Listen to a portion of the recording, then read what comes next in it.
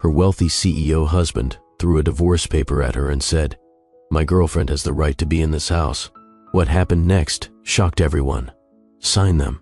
2 words, just 2 words, and Vivian felt her entire world collapse. She stood barefoot in the foyer of the mansion she had called home for 7 years. The Italian marble beneath her feet was cold, so cold it felt like standing on ice. Crystal chandeliers hung overhead, casting light that felt more like judgment than warmth. And there, in the doorway of his study, stood the man she had given everything to, Marcus Thornwell. His Armani suit was immaculate. His posture was perfect. His gray eyes held all the warmth of a winter storm. And wrapped around his arm, pressed against his side like she belonged there, was another woman. Serena Blake. Vivian recognized her immediately. The model-perfect features, the designer dress that probably cost more than most people made in a month, the smile that curved her lips with practiced sweetness and barely concealed triumph. Marcus extended his hand, and in it was a manila envelope. The kind lawyers use. The kind that changes lives. "I said sign them, Vivian." His voice echoed through the cavernous space. "I have already had my lawyer prepare everything. You get nothing. Not a single share of the company. Not this house. Not even the jewelry I bought you." Vivian felt her hands begin to tremble. Her voice came out as barely a whisper. "Marcus, please. 7 years. We have been married for 7 years. Does that mean nothing to you?" He did not even blink. 7 years of waiting for you to become someone worth having. The words hit her like a physical blow. She actually took a step backward, as if she could distance herself from the impact of what he had just said. Serena tilted her head, her smile widening.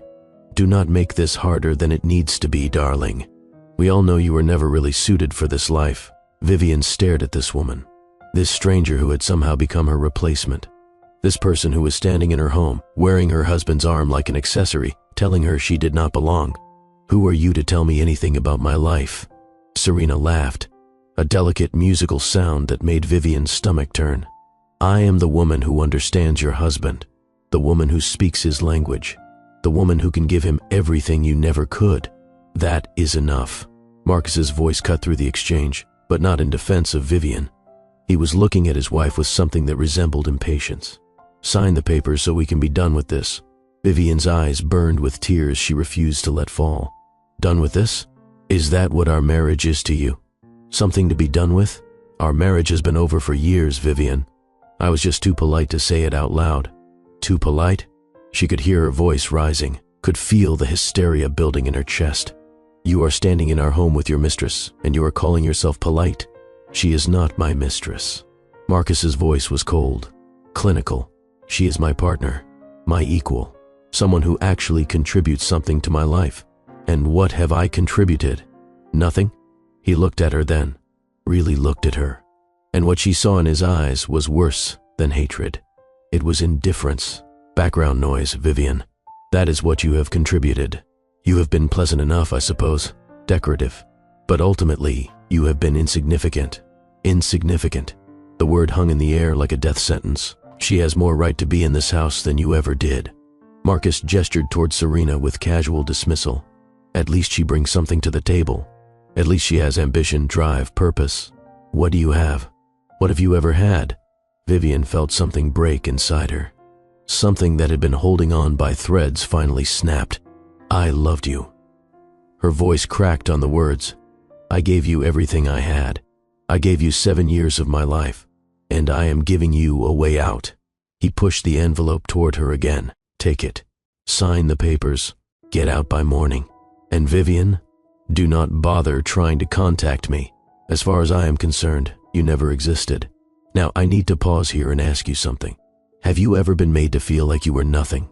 Like no matter how much you gave, no matter how hard you tried, someone still looked at you like you were worthless? Have you ever wondered what would happen if the person who destroyed you had to watch you rise from the ashes they created? This is the story of a woman who was thrown away like yesterday's garbage, a woman whose own husband replaced her while she was still living in their home, a woman who signed divorce papers with trembling hands while her tears smudged the ink. But here is what Marcus Thornwell did not know. Here is what nobody in that room could have possibly imagined. The insignificant wife he was throwing away? She was already worth more than his entire empire combined. She had been hiding a secret throughout their entire marriage, a secret that would have changed everything if he had only thought to look. And there was another secret, one she did not even know yet, one that would be discovered on the worst night of her life and would change the course of everything that followed. If you believe in the power of rising from the ashes, if you believe that the people who underestimate you will one day regret it, then hit that subscribe button right now, because this story is about to take you on an emotional journey you will not forget. And trust me, you will want to be here for every single twist. Let us go back to that night. The night everything ended, and the night everything truly began. The Thornwell estate had never felt like home. Vivian had realized this somewhere around year 3 of her marriage, but she had pushed the thought away. She had told herself that homes were what you made of them, that cold marble could become warm with enough love, that empty rooms could fill with laughter if you tried hard enough. She had been wrong. The mansion was a museum, a monument to Marcus's success, filled with art that cost more than houses and furniture that looked beautiful but felt uncomfortable. Everything was designed to impress visitors, not to nurture the people who lived there. And now she was being thrown out of it. Marcus had already turned away, guiding Serena toward the sweeping staircase that led to the master bedroom. Their bedroom, the room where Vivian had slept beside him for 7 years. Where am I supposed to go? Her voice stopped him mid-step. He did not turn around. That is not my concern anymore. It is midnight, Marcus. You are throwing me out at midnight with nowhere to go? Serena glanced over her shoulder, that smile still in place. There are hotels, darling. I am sure you can afford a night or two. Unless you have already spent all his money. I never touched his money. Vivian heard the steel entering her own voice, surprising herself. I never wanted his money. Marcus laughed. A short, derisive sound. Of course you did. Why else would someone like you marry someone like me? Someone like me? He finally turned then. His handsome face twisted with something that looked almost like disgust. Someone ordinary, Vivian. Someone plain. Someone who brings nothing to the table except youth and beauty, and those fade quickly enough. You did not seem to think I was ordinary when you proposed. I was young and foolish. He shrugged. I have grown up since then. I have learned what actually matters in a partner. And what matters? Vivian gestured towards Serena. Her. Someone who probably started sleeping with you while you were still married to me? What Serena and I have is none of your business. It became my business when you brought her into my home. It is not your home. His voice hardened. It was never your home. You were a guest here, Vivian. A guest who overstayed her welcome. She stared at him. This man she had loved. This man she had sacrificed for. This man who was looking at her like she was something he had scraped off the bottom of his shoe. Get out. His voice was final. I will have security escort you if necessary, but I would prefer to avoid the scene. Take whatever you can carry and leave. The lawyers will handle the rest. He turned and walked up the stairs. Serena followed, her heels clicking against the marble in a rhythm that sounded almost triumphant. Vivian stood alone in the foyer. The chandeliers still sparkled overhead. The artwork still hung in its carefully curated positions. Everything looked exactly the same as it had an hour ago, before her world had collapsed. She looked down at the envelope in her hands. The divorce papers, the end of 7 years reduced to a stack of legal documents. Her fingers were still trembling. Part of her wanted to tear them up, to refuse, to fight. But fight for what? A man who called her insignificant? A marriage that had apparently meant nothing? A home that had never been hers? She walked to the small side table near the door, the one where they kept a pen for signing packages. Her hand shook as she opened the envelope and found the signature line. One signature. That was all it took to end a marriage. She signed. Her tears fell onto the paper, smearing the ink slightly. But the signature was legible. The divorce was done. She left the papers on the table and walked toward the door. She did not take the jewelry. She did not take the designer clothes. She did not take anything that he had given her over the years. She took only herself. The night air hit her face as she stepped outside, and she realized she was still in her nightgown. Still barefoot. Standing on the cold stone steps of a mansion that had never wanted her. She started walking. She did not know where she was going. She did not care. She just needed to move. Needed to put distance between herself and the scene she had just survived. Her feet hurt against the pavement. Her thin nightgown did nothing to block the chill, but she kept walking, and as she walked, something strange began to happen. The tears dried, the trembling stopped, and somewhere beneath the devastation, beneath the humiliation, beneath the shattered pieces of her heart, something else began to stir. Anger, not the hot, explosive kind. This was different. This was cold, calculated, the kind of anger that does not burn out, the kind that builds. Marcus Thornwell thought she was insignificant. He had no idea what she was actually capable of. Now, here is where this story takes its first unexpected turn. Because while Marcus was dismissing his wife as worthless, while he was climbing the stairs with his new partner, while he was probably already forgetting that Vivian had ever existed, he had no idea what he had just thrown away. Let me take you back before the divorce, back before the marriage even began, back to a secret that Vivian had kept for nearly a decade. The night Vivian met Marcus Thornwell, she was working on her 4th patent application. Nobody knew this, of course. To the world, to the guests at the charity gala where their eyes first met. Across the room, she was just another beautiful woman in a beautiful dress. Someone who photographed well, someone who smiled at the right moments. But beneath the surface, hidden behind the careful mask she had learned to wear, Vivian was someone else entirely. She was V. Archer. The name meant nothing to most people. It was deliberately obscure, attached to shell companies and anonymous consulting agreements. But to the tech industry, to the CEOs of Fortune 500 companies who paid astronomical fees for software architecture that no one else could design, V. Archer was legendary. Vivian had started coding when she was 12 years old. By 16, she had sold her first program to a company that did not realize they were buying from a teenager. By 20, she had built an anonymous empire that operated entirely in the shadows. She had patents on revolutionary algorithms.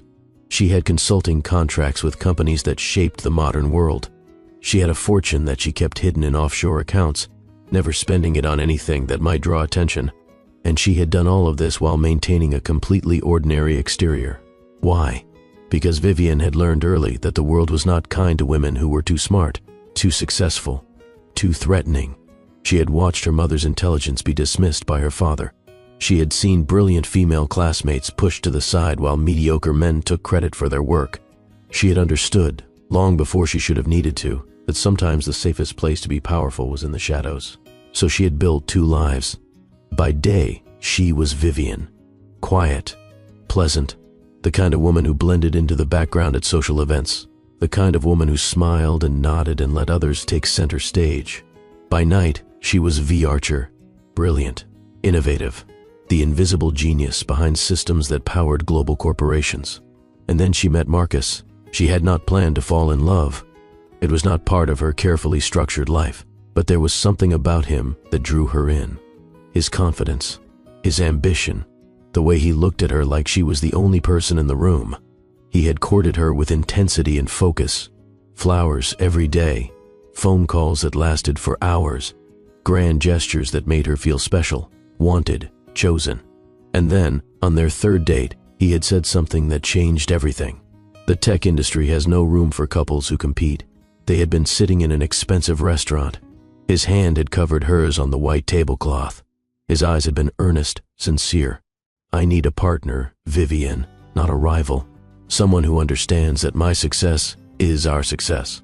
Someone who can support what I am building without needing to build something of her own. She should have walked away.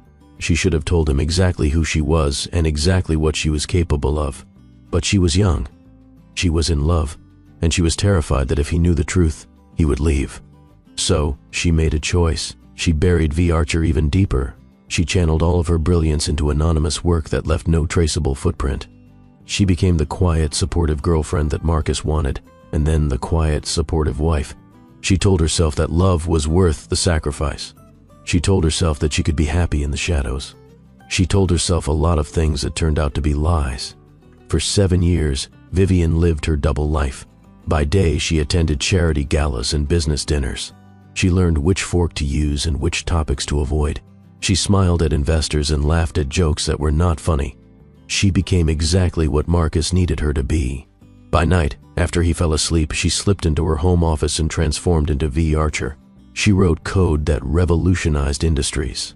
She filed patents that would generate income for decades. She consulted on projects that shaped the future of technology. The irony was almost painful. The technology that Marcus's company licensed, the software architecture that everyone in the industry praised, the systems that had saved Thornwell Technologies from bankruptcy 2 years into their marriage, all of it was hers. Marcus had been paying royalties to his own wife for years and never even knew it. He called her insignificant while depending on her genius for his success.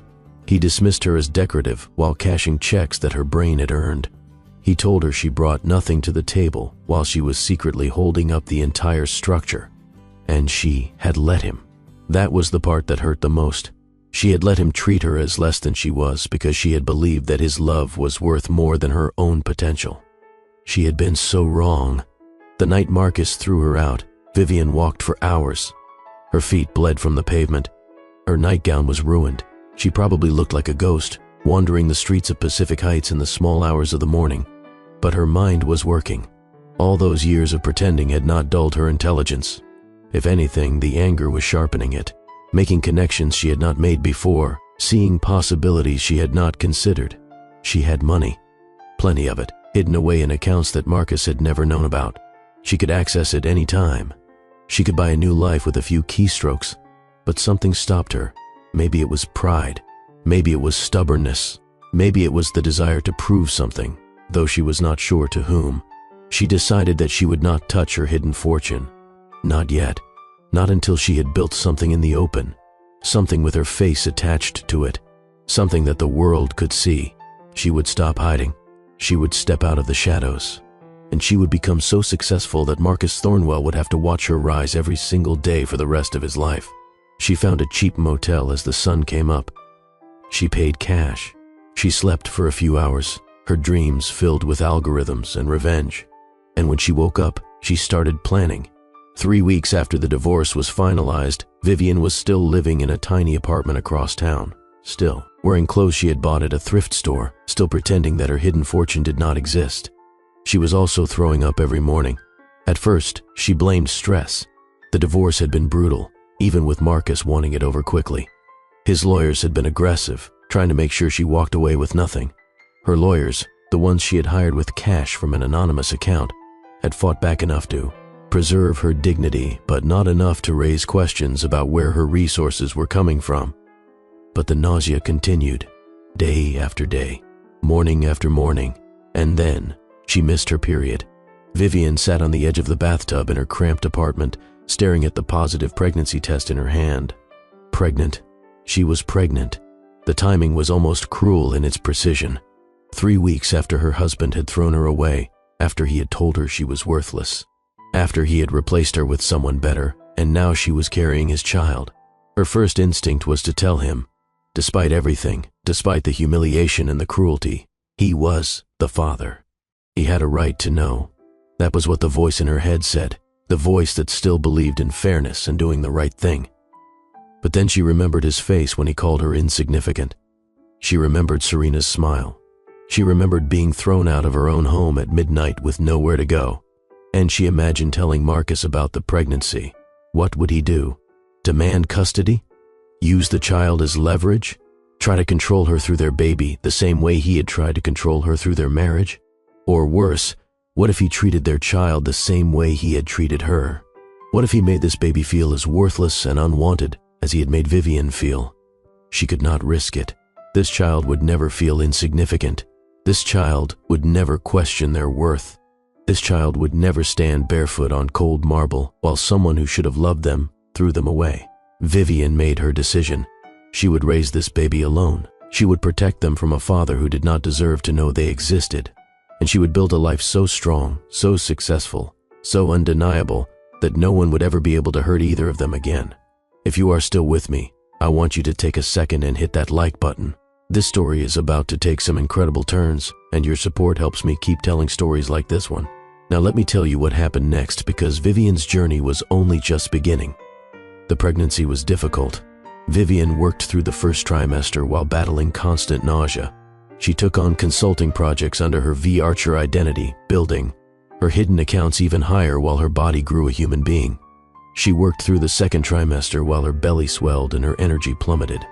She started laying the groundwork for what would become her public company, filing, paperwork, and building frameworks while her feet swelled and her back ached. She worked through the third trimester while barely able to sit at her desk for more than an hour at a time. She refused to slow down. She refused to stop. She had something to prove, and nothing, not even pregnancy, was going to stand in her way. And then, 6 weeks before her due date, she went into labor. It was too early. The doctors told her the risks. The babies might not be developed enough. Their lungs might not be ready. There could be complications. Babies. That was when she learned. Not one baby. 3. Triplets. She had been carrying triplets the entire time. The ultrasounds had been unclear, the positioning unusual. But now, as she lay in the delivery room, with machines beeping around her, she learned that she was about to become a mother 3 times over. The delivery took 18 hours. Vivian screamed. She cried. She pushed past exhaustion into something beyond exhaustion. She thought about Marcus, about how he was probably sleeping in their old bedroom with Serena. Beside him, completely unaware that across the city, his children were fighting to be born. And then, finally, she held them. A girl first, Rosalie, tiny and perfect, with a cry that filled the room. Then a boy, Marcus Jr. She almost named him something else, but in the end, she could not deny who his father was. She called him MJ, and finally, another boy, Alexander, the smallest of the 3, but with eyes that seemed to take in everything around him. 3 babies, 3 miracles, 3 reasons to never give up. Vivian lay in the hospital bed, exhausted beyond words, and looked at her children. "I will never let anyone make you feel small," she whispered to them. "I will never let anyone tell you that you are not enough. You are everything. You are my everything." The first year was brutal. 3 premature babies required constant attention. Vivian barely slept. She had hired help, of course, using money from her hidden accounts that she could no longer pretend did not exist. But even with nannies and night nurses, the weight of single motherhood was crushing. She breastfed when she could. She held them when they cried. She learned to function on 2 hours of sleep and cups of coffee that never seemed to be enough. And through it all, she kept working. The company that would become Axiom Innovations started taking shape during the baby's nap times. She wrote business plans while rocking a fussy infant. She took investor calls while a toddler crawled across her lap. Her mother flew in from Chicago to help. Margaret Hayes had been a high school teacher for 30 years, practical and no-nonsense. She took one look at her daughter's situation and declared that she was moving in. "You cannot do this alone," her mother said. "I've been doing everything alone for years," Vivian replied. "And now you do not have to." Her mother became the stability that allowed Vivian to build her empire. While Margaret fed the babies and changed diapers and read bedtime stories, Vivian was finally stepping out of the shadows. She announced V. Archer's true identity at a tech conference that drew international attention. The mysterious genius behind some of the most important software architecture of the past decade. A woman, a mother, someone the industry had overlooked and underestimated. The story went viral. Investors lined up. Media coverage exploded. Axiom Innovations launched with more capital than most startups could dream of, and within 18 months, it was valued at over $1 billion. Vivian Hayes, as she had returned to calling herself, was no longer hiding. And somewhere across the city, Marcus Thornwell was watching. He did not recognize her at first. The woman he had thrown away had been quiet, subdued, always dressed in clothes he had chosen for her. This woman was different. This woman commanded rooms. This woman spoke to crowds with the confidence of someone who knew exactly what she was worth. It took him almost a year to connect the dots, to realize that V. Archer, the anonymous consultant whose work he had been licensing for years, was actually his ex-wife. By then, it was too late.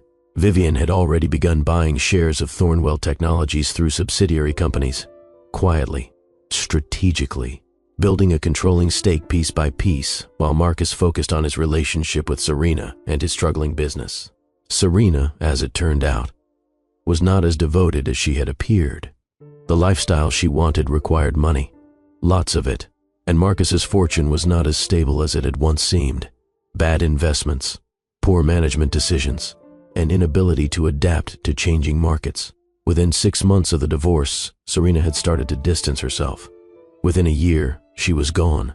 She had found someone richer, someone whose empire was not crumbling, someone who could give her the life she felt she deserved. Marcus barely noticed. He was too busy trying to save his company to care about another woman leaving him. He worked longer hours. He made increasingly desperate decisions. He watched his father's legacy slip through his fingers and could not figure out how to stop it. He never thought about Vivian. Well, that was not entirely true. He thought about her sometimes. Late at night, when the apartment he had moved into after selling the mansion felt too quiet, he would remember her smile, her kindness, the way she used to make him feel like he was enough, even when the business was struggling. But those memories were quickly pushed aside. He had more important things to worry about. He had no idea that she was coming for everything he had left. 5 years after the night she walked out barefoot into the cold, Vivian stood across the street from the Thornwell Technologies building. She was barely recognizable as the woman who had signed divorce papers with trembling hands. That woman had been broken, diminished, made to feel worthless by someone who should have cherished her. This woman was something else entirely. Her dark hair was cut in a sleek, professional style. Her posture radiated confidence earned through years of boardroom battles. Her eyes held a sharpness that had been forged in the fire of building an empire while raising 3 children alone. She wore a tailored suit that cost more than Marcus's monthly salary had been when they first met. Her heels were designer. Her accessories were minimal but expensive. Everything about her projected power. Devin appeared beside her, tablet in hand. He was her assistant, a sharp young man who had been with her since the early days of Axiom Innovations. "The board meeting starts in 20 minutes, he said. "Are you sure you want to do this personally? We could send the legal team." Vivian did not look away from the building. "No. This one I handle myself." They crossed the street together. The security guards in the lobby glanced at her identification badge, at the authorization codes that gave her access to every floor of this building. She owned those codes now. She owned everything in this building. Marcus just did not know it yet. The elevator ride was silent. Vivian watched the numbers climb, floor after floor, each one bringing her closer to the man who had destroyed her, the man who had called her insignificant, the man who had no idea that she was about to take everything from him. The doors opened on the executive floor. She walked down the corridor, her heels clicking against the polished floor. She passed offices that had belonged to executives she had already replaced. She passed conference rooms where decisions about her future had once been made without her input. And then she reached the boardroom. She could hear Marcus's voice through the closed door. Confident, commanding. He was in the middle of a presentation about quarterly projections probably, trying to convince the board that things were not as bad as they seemed. Things were worse than he knew. Vivian pushed open the door and walked in. The room fell silent. Marcus was standing at the head of the table, a remote in his hand, a chart projected on the screen behind him. He was mid-gesture, frozen in the act of making a point that no longer mattered. His eyes found her. Confusion flickered across his face. She could see him trying to place her, searching his memory for where he had seen this woman before. And then recognition dawned. His face went pale. "I am sorry," he said slowly, his voice uncertain for the first time in years. "This is a private meeting. Security should never have let you past the lobby." Vivian smiled. It was not a kind smile. "Security let me in because I own this company now, Marcus." She walked to the head of the table. His seat. The seat he had occupied for 15 years. The seat of power in the company his father had built. She pulled out the chair and sat down. "Axiom Innovations completed its acquisition of your controlling shares last night," she continued, her voice calm and measured. "The board has already been notified. You just were not paying attention." The silence was absolute. Every person at that table was staring at her, some with confusion, some with dawning understanding, some with what looked almost like relief, as if they had been waiting for someone to finally take charge. Marcus gripped the edge of the conference table, his knuckles white. "That is impossible, is it?" "Axiom is, V. Archer is," he stammered. "Me." Vivian's smile widened slightly. "I am V. Archer. I have been V. Archer since before we met. Every patent, every revolutionary algorithm, every piece of software that transformed the industry over the past decade. That was me.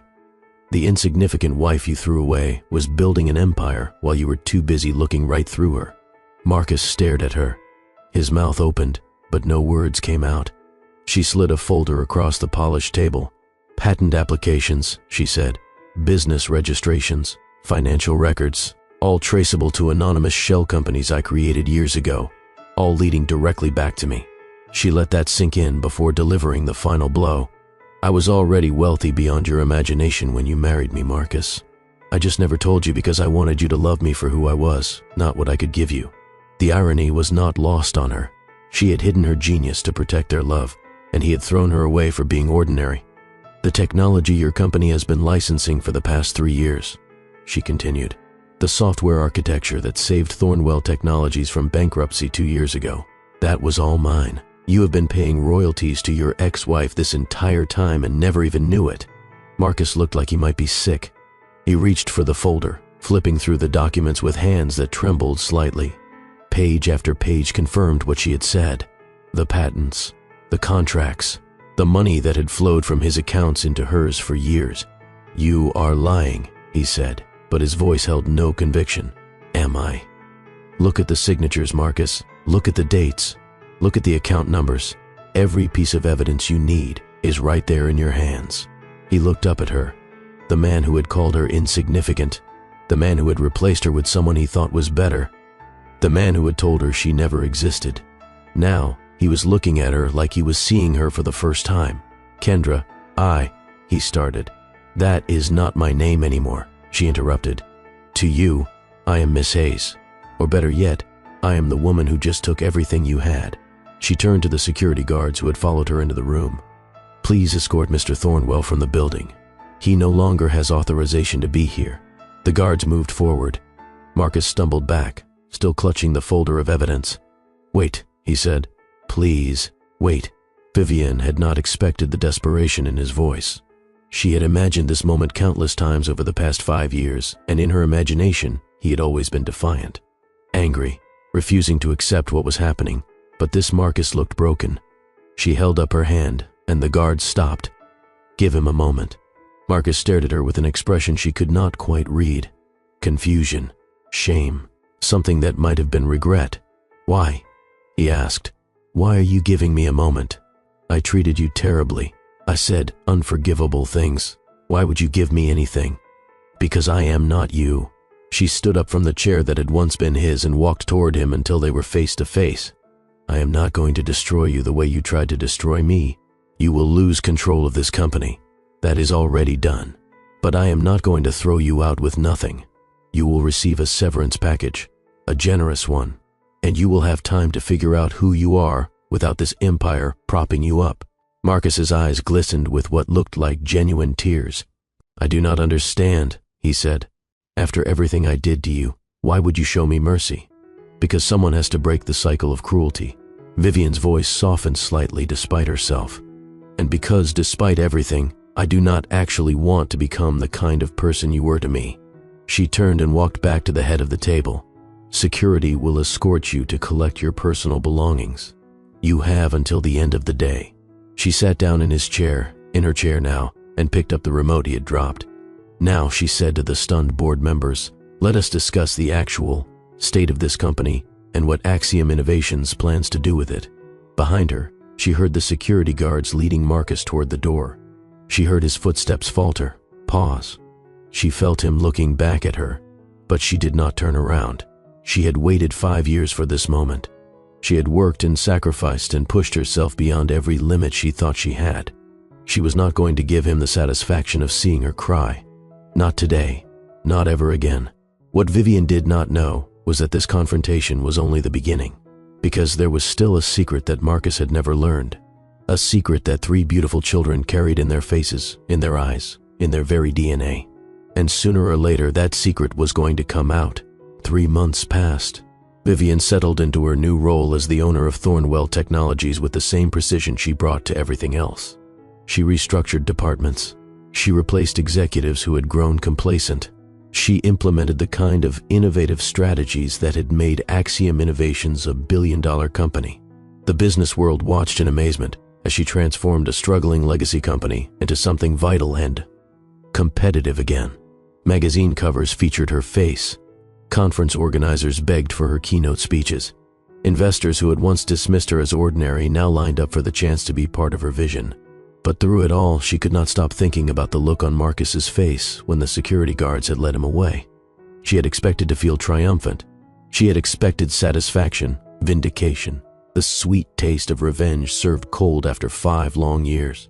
Instead, she felt something more complicated. She had seen devastation in his eyes. Real devastation, the kind that comes from watching your entire identity crumble in a matter of minutes. She knew that feeling. She had lived that feeling on the night he threw her out. Part of her whispered that he deserved it, that this was justice, that the universe was simply balancing the scales. But another part of her, the part that had loved him once, the part that still remembered the man he had been before success, and family pressure had twisted him into something cruel, that part felt something dangerously close to sympathy. She pushed the feeling aside. She had a company to run. She had children to raise. She had no time for complicated emotions about a man who had called her insignificant. And then, 3 months after the takeover, Marcus knocked on her office door. She almost did not recognize him. The man standing in the doorway of her corner office looked nothing like the polished CEO who had once dismissed her as worthless. His designer suits had been replaced by something simpler, more understated. The arrogance that had defined his posture for as long as she had known him had crumbled into something more human. He looked older, humbler, broken and reassembled into a shape she did not quite recognize. "I'm not here to ask for my job back." His voice was quiet, almost hesitant, so different from the commanding tone that had once filled boardrooms and made subordinates tremble. "Then why are you here?" "To apologize." He stepped into her office but did not move toward her desk. He stayed near the door, as if uncertain whether he had the right to come any closer. Properly, without an audience or agenda or anything to gain. Vivian set down the pen she had been holding. She studied the man she had once loved more than her own dreams. "Sit down." He sat across from her, his hands clasped in his lap, looking at the floor before forcing himself to meet her eyes. "I have spent the past 3 months in therapy," he said. "Intensive, daily therapy, trying to understand how I became someone capable of treating you the way I did." "And what did you learn?" Marcus was quiet for a long moment. She could see him gathering his thoughts, searching for words that would be honest rather than convenient. "That I was terrified." The answer surprised her. Terrified of what? Of being outshined. His voice cracked slightly. Of being ordinary. Of loving someone who might eventually leave me for something better. "So I made sure you felt small enough to stay. I convinced myself you were less than me because the alternative, admitting you were my equal or more, felt like a threat to everything I had built my identity around." Vivian was silent for a long moment, processing his words against her memories of their marriage. "That does not excuse what you did. No, it does not. Nothing excuses it."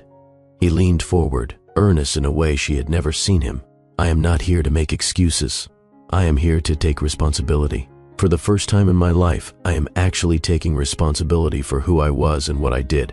"What about Serena?" Marcus's laugh was bitter. "Serena left me within 6 months of our divorce. Turns out she was more interested in the lifestyle than the man. When the money and power started drying up, so did her affection." Vivian felt no satisfaction at this news. "I am not going to say you did not deserve that. I know, I deserved worse." He paused, struggling with his next words. "I have sold most of my assets. I have donated a significant portion to domestic violence charities. I have started a small consulting firm that helps entrepreneurs from underprivileged backgrounds access capital. Why are you telling me this? Because I want you to know that I understand now. I see you, really see you, for the first time. And I am so deeply sorry for every moment I made you feel invisible." Vivian studied his face, looking for any sign of manipulation, any hint of the calculating businessman who had once traded her in for a better model. But all she saw was genuine remorse. "Your apology does not fix what you broke," she said finally. "It does not give me back those years of feeling worthless. It does not erase the words that still echo in my head sometimes when I'm trying to fall asleep. I know. Then what do you want from me, Marcus? Forgiveness? Absolution? A clean slate so you can feel better about yourself? No." His voice was steady despite the emotion in his eyes. "I do not expect forgiveness. I have not earned it, and I may never earn it. I just needed you to know that I finally understand what I did, that I see you for who you really are, and that I will spend the rest of my life trying to become someone worthy of the second chance I do not deserve. They sat in silence for a long moment. The city hummed outside the windows. The weight of their shared history pressed down on both of them. "I do not know if I can ever forgive you," Vivian said at last. "The woman you hurt so badly is still part of me. She still flinches sometimes when someone raises their voice. She still wonders, in her darkest moments, if maybe you were right about her." Marcus closed his eyes, pain written across his face. "But there is another part of me," Vivian continued. "A part that remembers the man you were before all of this. The man who used to make me laugh. The man who held me when I was scared. And that part of me wants to believe that people can change. I have changed. Maybe. Or maybe you are just saying what you think I want to hear. I guess you will have to decide that for yourself." Marcus stood, preparing to leave. He had said what he came to say. He had no right to ask for more. But Vivian's voice stopped him. "Marcus." He turned back. "There is something you need to know." The words hung in the air between them. Vivian had not planned to say them. She had spent 5 years building walls around this secret, protecting it from exactly this moment. But watching him stand there, genuinely broken, genuinely changed, something shifted inside her. Something that felt like the first crack in a dam that had been holding back a flood. "When you threw me out," she said slowly, "I was 3 weeks pregnant." The color drained from his face. "What?" "Her name is Rosalie. She is almost 5 years old. She has your eyes and my stubbornness, and she asks about her father constantly." Marcus stared at her. His mouth moved, but no sound came out. She could see him trying to process what she had just said, trying to reconcile this information with the life he thought he knew. "I have a daughter?" "You have 3 children, actually. Triplets. Rosalie, MJ, and Alexander." He sat down heavily, as if his legs could no longer support him. 3 children. His voice was barely a whisper. "I have 3 children I never knew about." "Yes. Why did you never tell me?" Vivian felt the old anger rising, but she pushed it down. She had made her choice, and she needed to explain it honestly, "because I was terrified of what you would do if you knew." She kept her voice steady despite the emotions churning inside her. "Terrified you would try to take them from me. Or worse, treat them the way you treated me. I would never hurt them. You said you would never hurt me too." Marcus had no answer for that. The young man who had spoken such cruel words to the woman he had promised to love forever seemed like a stranger to him now. But the damage he had caused was still very real. "I am telling you now," Vivian continued, "because they deserve to make their own choice. And because I have watched you for 3 months. I have read every therapy report. Yes, I had you investigated. Do not look so surprised. And I have seen the changes you are making. Real changes. Not for the company or for me, but for yourself." Marcus was crying now, actual tears streaming down his face. "Can I meet them? Please. I know I do not deserve it. I know I have done nothing to earn it, but please, you can meet them." He looked up, hope flickering in his eyes. "But it happens slowly," she continued, her voice firm. "Supervised visits at first. Family therapy. You do not get to waltz in and play hero father after abandoning us. You earn your place in their lives through consistency and time, and proving that you have actually changed. I will do whatever it takes. I know. That is why I am giving you this chance." They sat in silence for a moment, the weight of what had just happened settling around them. 5 years of secrets. 5 years of missed moments and first words and birthday parties and bedtime stories. 5 years that could never be recovered. But maybe, just maybe, they could build something from the wreckage. What are they like? Marcus's question was barely audible, but Vivian heard the hunger in it. The desperate need to know something, anything, about the children he had never met. "Rosalie is the artist," she said, and something in her voice softened despite herself. "She sees the world in colors and emotions. She paints pictures that make grown adults cry. She is fierce and protective and has your stubborn streak. And the boys? MJ is the leader. He is brilliant with numbers and logic, always reading, always planning. He has been talking about starting his own business since he was 3. He has your analytical mind and your drive." She paused, thinking of her gentle middle child. "Alexander is the quiet one. He loves books and stories, writes his own adventures about brave children saving the world. He has an empathy that amazes me every day. He is the peacemaker when his siblings argue. They sound incredible. They are. I have raised them to be kind, intelligent, and independent. They do not need anything from you, Marcus. But I need them." The admission was raw and honest. Vivian felt her resolve waver slightly. "Then prove it. Show up. Be consistent. Let them see who you are now, not who you were. And maybe, eventually, they will want to know their father." "Thank you. Do not thank me yet.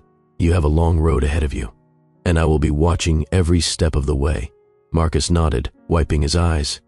"I will not let you down. I will not let them down." Vivian watched him leave her office, her heart pounding with the magnitude of what she had just done.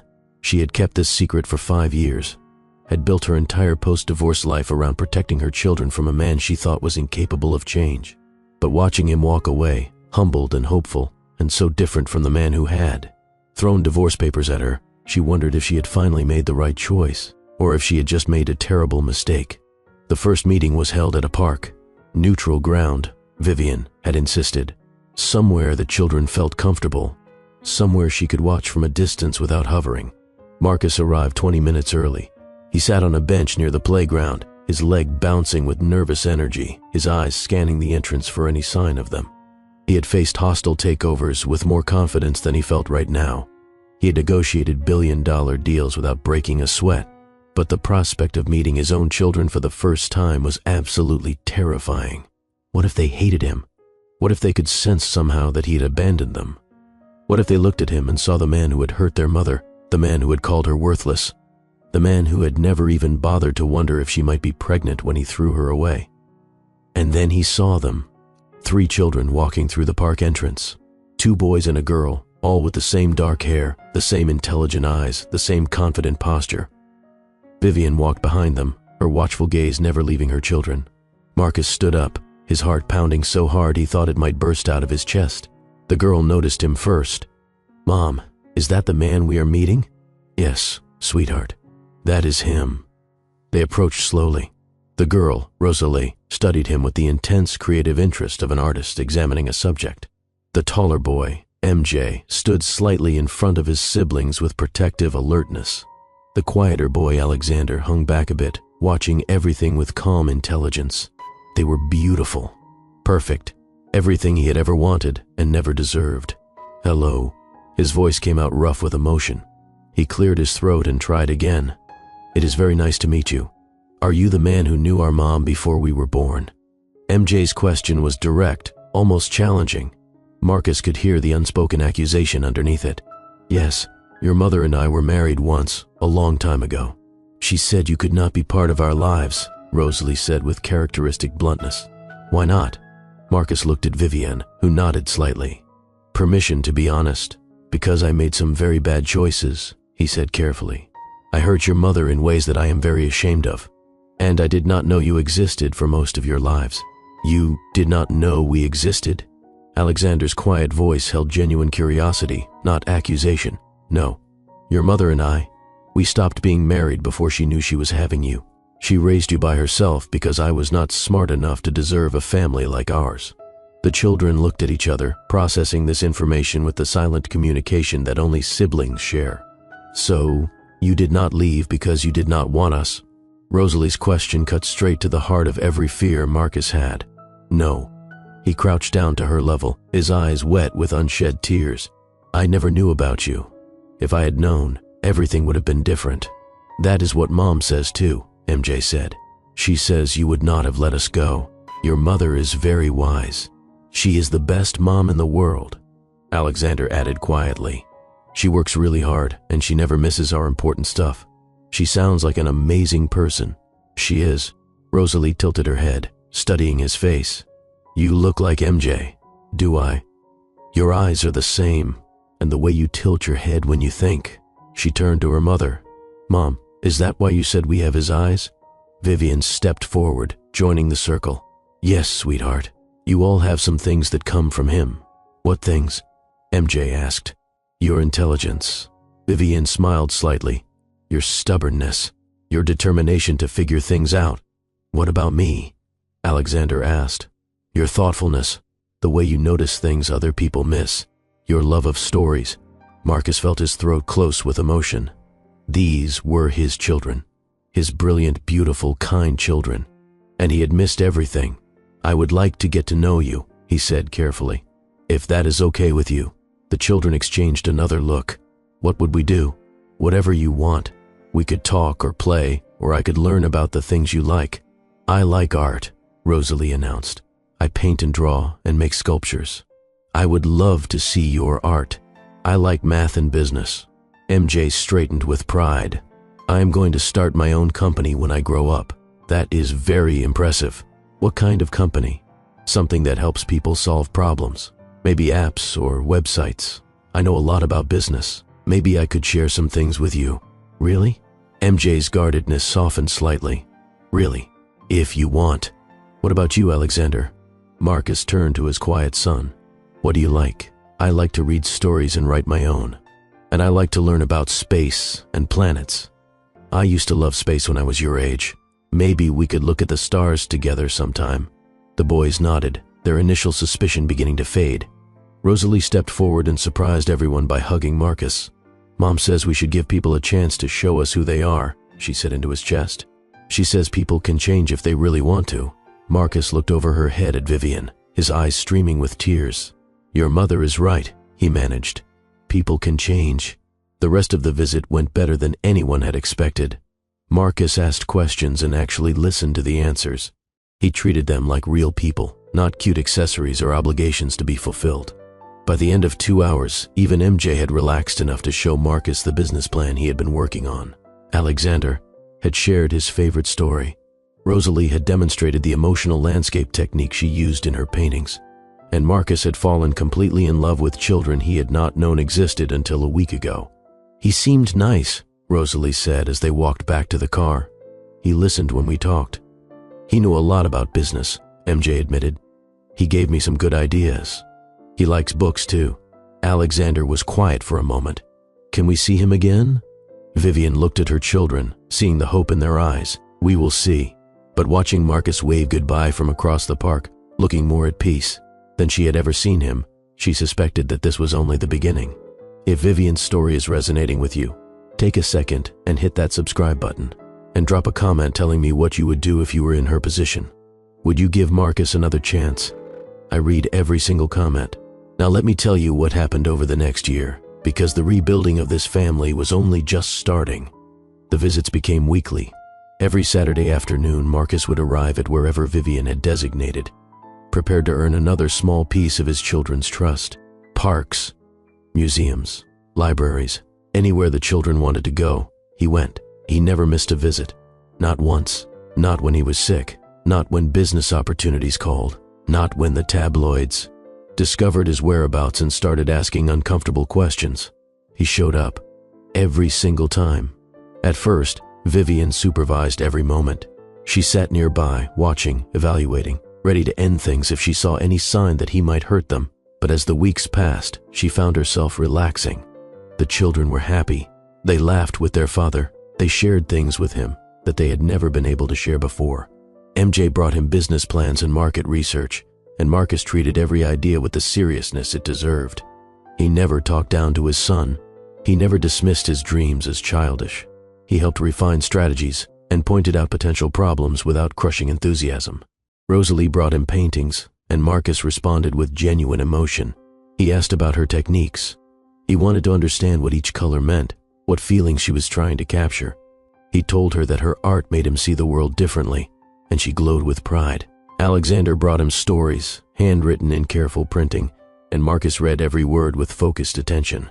He asked questions about characters and plot points. He suggested improvements without criticizing. He told Alexander that he had a gift for making people feel things, and Alexander started writing more than ever.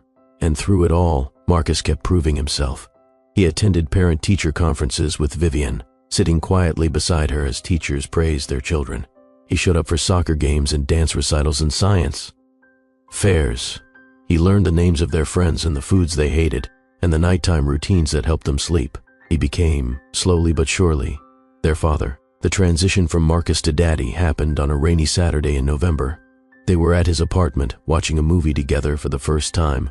The children had been nervous about visiting his home, but Vivian had finally agreed that it was time. The apartment was modest, Nothing like the mansion he had once lived in, but it was warm and welcoming, with children's artwork on the refrigerator and books they had recommended on his shelves. Halfway through the movie, Rosalie had fallen asleep against his side. MJ and Alexander were engrossed in the story, sharing a bowl of popcorn. And then Alexander, without looking away from the screen, had said something that changed everything. "Daddy, can you pause it? I need to use the bathroom." Marcus froze. The word hung in the air. Simple, natural, revolutionary. "Of course, buddy." He paused the movie and watched Alexander disappear down the hall. His eyes met Vivian's across the room. She was crying. He did not say anything. He did not need to. They both knew what had just happened. He was not Marcus anymore. He was Daddy. After that, things accelerated.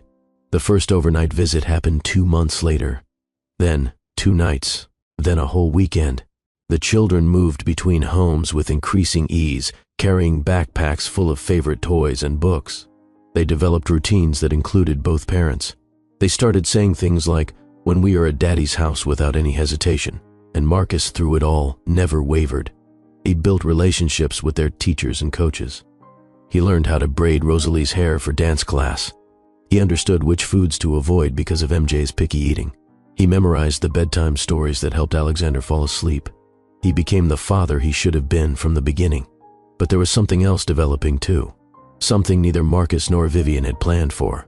It started with small moments. Their hands brushing when passing a child between them.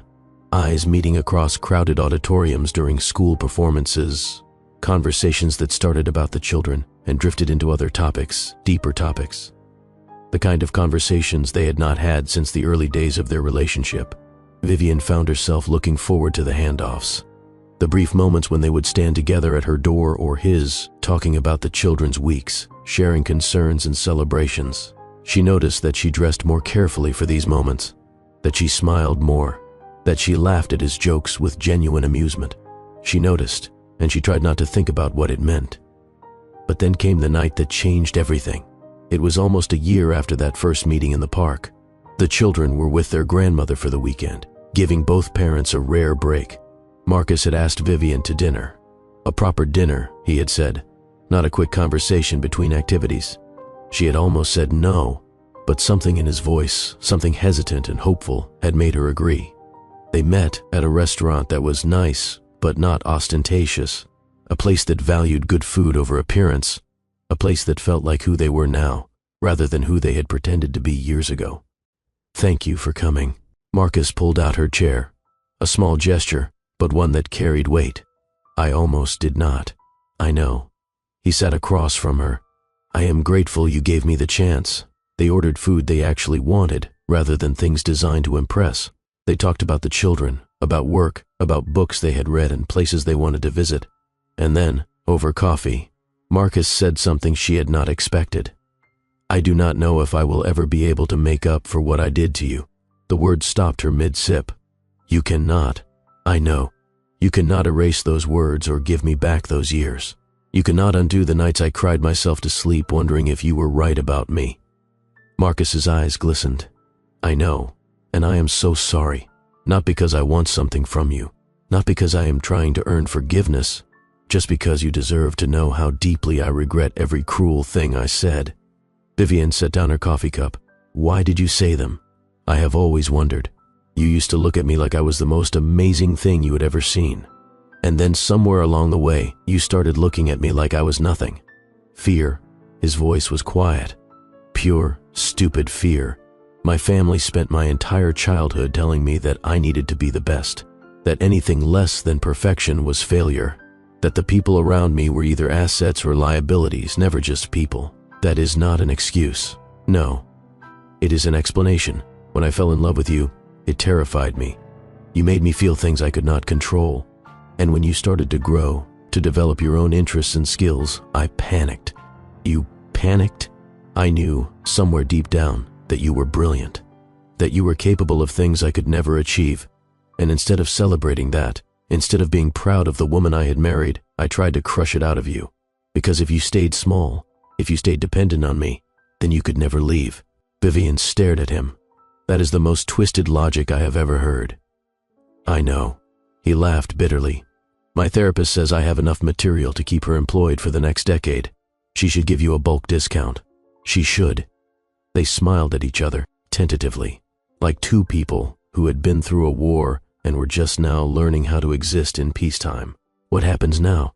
Vivian asked. "I do not know." Marcus reached across the table, not touching her, just resting his hand nearby. "I know what I want, but that is not what matters. What do you want?" "You." The word was simple, honest, terrifying. "I want you, Vivian, not because of the children, although they are the greatest gift I have ever been given. Not because I am lonely, although I am. I want you because you are the only person who has ever made me want to be better than I am. And I threw that away once. I will not do it again. Marcus, I cannot just forget what happened. I am not asking you to forget. I am asking if maybe, someday, you could consider giving me a chance to show you who I am now. Not the man who hurt you, not the man who said those terrible things, but the man I have become, the man who would rather die than hurt you again. That is a big claim. It is the truth." They sat in silence for a long moment. The restaurant hummed around them. Other couples laughed and talked and lived their uncomplicated lives. "I need time," Vivian said finally. "I know. I need to see that this is real, that you are not going to wake up one day and decide that I am insignificant again. I will never say that word again as long as I live. Words are easy, Marcus. It is actions that matter. Then let me show you." He leaned forward, earnest and vulnerable in a way she had never seen him. "Let me earn the right to be in your life, not just as the children's father, as someone who loves you. You love me. I never stopped, even when I was too stupid and scared to show it, even when I was pushing you away with both hands. You were always the one, Vivian. I was just too broken to deserve you." She looked at this man, this complicated, flawed, transformed man, the person who had caused her the greatest pain she had ever known, the person who had also given her the 3 greatest joys of her life. "Start by coming to dinner next Sunday," she said. "Meet my team. See the company you dismissed as insignificant revolutionize the industry you thought you owned." For the first time in years, Marcus smiled with genuine happiness. "I would be honored. And Marcus, this is not a promise. This is a chance, one chance. If you hurt me again, if you hurt our children, I will destroy you so completely that today will look like a warm-up. I understand." "Good." She stood up, and he scrambled to stand with her. "I will see you Sunday." "Sunday?" He nodded. "Thank you, Vivian, for the dinner, for the chance, for everything." She walked out of the restaurant without looking back, but she was smiling. 6 months later, they were engaged. The proposal was nothing like their first one. No grand gestures, no expensive restaurant, no performance designed to impress an audience. Instead, Marcus asked her in the kitchen of her beach house while they were making breakfast together on a Saturday morning. The children were still asleep upstairs. The sun was streaming through the windows. Coffee was brewing on the counter. He got down on one knee with a ring that was simpler than the first one, but meant infinitely more. "I know I do not deserve a second chance," he said. "I know I hurt you in ways that words can never heal. But I love you, Vivian. I love the woman you have become. I love the mother you are to our children. I love the way you challenge me and inspire me and make me want to be better every single day. And if you will let me, I will spend the rest of my life trying to be worthy of you." She looked at this man who had once thrown her away. This man who had called her worthless. This man who had spent years proving that he could change, that he had changed, that the love they shared was worth fighting for. Yes. The children found them still embracing in the kitchen, coffee forgotten, tears streaming down both their faces. "Are you getting married?" Rosalie asked with typical directness. "Yes, sweetheart." Marcus knelt down to her level. "If that is okay with you, does this mean you will live with us forever?" The children's eyes were wide with hope. "If you want me to, we want you to," MJ said firmly. "We really want you to," Alexander agreed. The family hug that followed was messy and tearful and perfect. This is Mr. Brad, and I want to remind you to hit that like button if this story is touching your heart. We are almost at the end now, and I promise you, the conclusion is worth waiting for. The wedding was intimate. 50 guests on a hilltop overlooking the Pacific Ocean. No marble mansion, no crystal chandeliers, no cold formality designed to impress. Just family, friends, The people who had supported them through the hardest years. The people who believed in second chances and the power of transformation. Rosalie was the flower girl. She walked down the aisle with solemn dignity, scattering petals from a basket she had decorated herself. MJ and Alexander stood beside their father as junior groomsmen. They wore matching suits and tried very hard to look serious, though their excitement kept breaking through. And Vivian walked toward the altar in a dress she had designed herself. Simple, elegant, nothing like the elaborate gown she had worn the first time. This time she walked toward a man who truly saw her, a man who had earned the right to stand beside her, a man who had proven, through years of consistent action, that he was worthy of her trust. The vows they exchanged acknowledged their history. Marcus spoke of the man he had been and the shame he carried. He spoke of the woman who had given him children he did not deserve and a second chance he had not earned. He spoke of commitment that went beyond words, of love that had survived the fire of his own cruelty. Vivian spoke of the journey that had brought them here. She spoke of the strength she had found in her darkest moments. She spoke of the choice to forgive, not because he deserved it, but because holding on to anger was exhausting.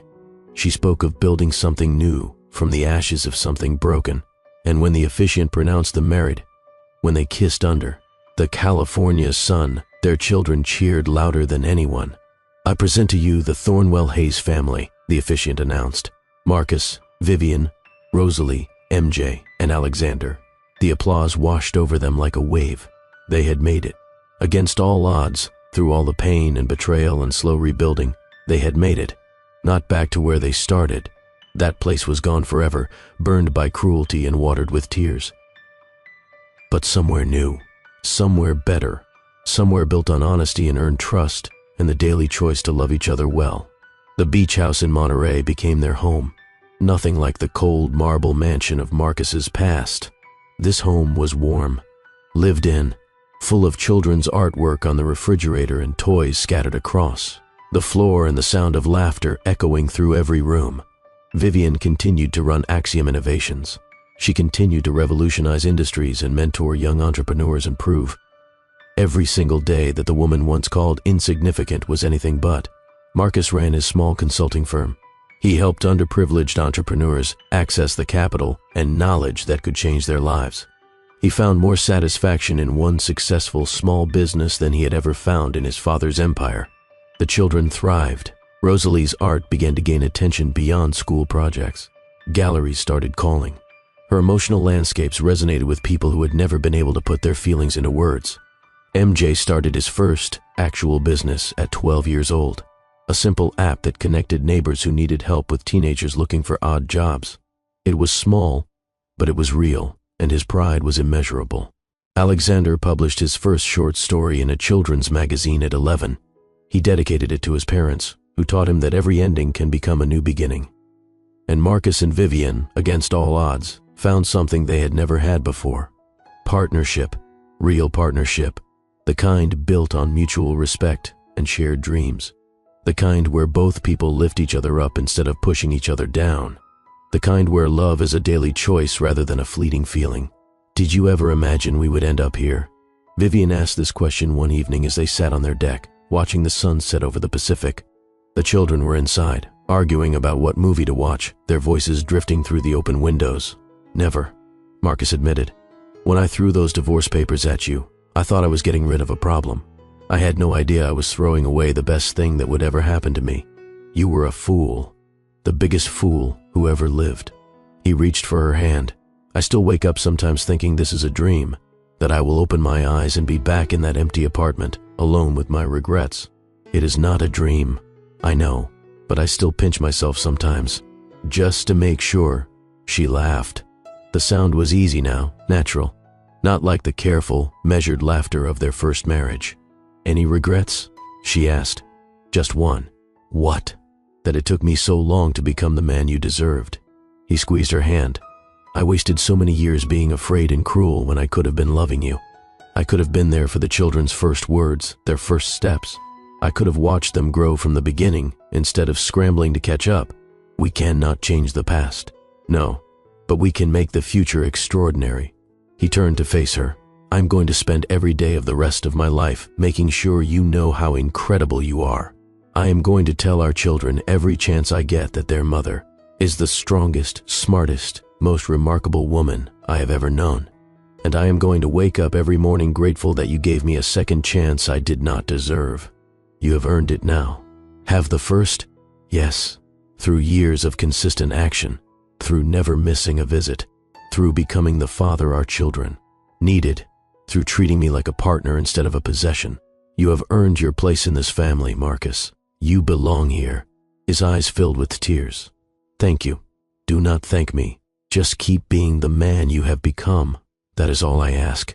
The children burst through the door, finally having agreed on a movie. They piled onto the deck chairs, demanding popcorn and blankets and their parents' full attention. And as Marcus got up to make popcorn, and Vivian gathered blankets and the children bickered happily about the best parts of the movie they were about to watch, everything felt exactly as it should be. Sometimes the people who hurt us most are capable of the most profound change. Sometimes the strength we develop through devastation becomes our greatest power. And sometimes, love returns, not as the naive fairy tale of youth, but as something harder earned and infinitely more valuable. Partnership forged through accountability, trust rebuilt brick by brick, the courage to believe that people can genuinely transform.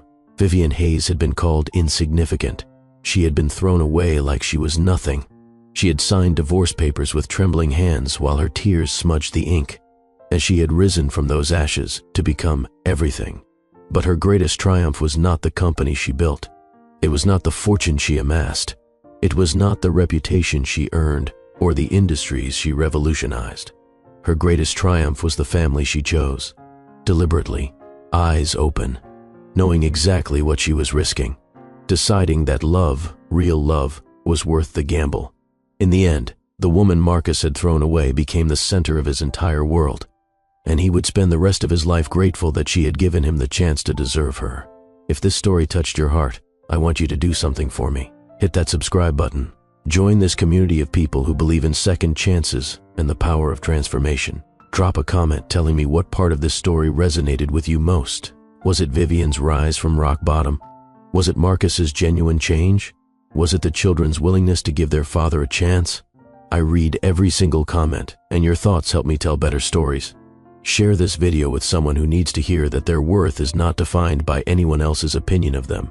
Share it with someone who is going through a hard time and needs to remember that their lowest moment can become the foundation for their greatest success. And remember this, your story is not over. No matter what chapter you are in right now, no matter who has made you feel small, no matter what you have lost, you have the power to become everything they said you could not be, just like Vivian. Until next time, this is Mr. Brad, reminding you that the best love stories are not the ones without pain. They are the ones where love survives it.